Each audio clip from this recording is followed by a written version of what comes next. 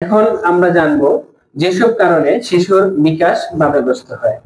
শিশুর প্রতি মনোযোগ না দেওয়া এবং তাকে মারধর করা, তাকে কথা দিয়ে কথা না রাখা, তাকে মিথ্যা আশ্বাস দেওয়া, শিশুর সামনে পারিবারিক কলহ করা, বকাঝকা করা, পর্যাপ্ত খেলার সুযোগ না দেওয়া এবং তার চাহিদার মূল্যায়ন না করা, শিশুর ভালো কাজের প্রশংসা না করা এবং অনেক অনেক বেশি তিরস্কার করা, এসব কারণে শিশুর বিকাশ বাধাগ্রস্ত হয়।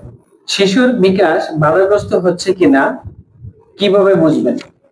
শিশুর বিকাশজনিত সমস্যাগুলি হলো শিশু সময় মতো কথা বলতে না পারা, সময় মতো হাঁটতে না পারা, সময় মতো নাম ধরে ডাকলে সাড়া না দেওয়া, চোখে চোখ রেখে কথা না বলা, অন্যের সাথে বা অন্য শিশুর সাথে বা অন্য মানুষের সাথে মিশতে না পারা, বয়সের সাথে বুদ্ধির বিকাশ না ঘটা।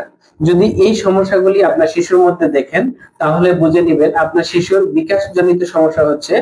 এই শিশুকে অবশ্যই যে কোনো শিশু বিকাশ কেন্দ্র বা শিশু বিশেষজ্ঞের সাথে পরামর্শ করুন বা তার শরণাপন্ন হন। আপনার শিশু ভালো থাকুক, ভবিষ্যৎ প্রজন্ম সুন্দর হয়ে উঠুক এই কামনা করি। ধন্যবাদ।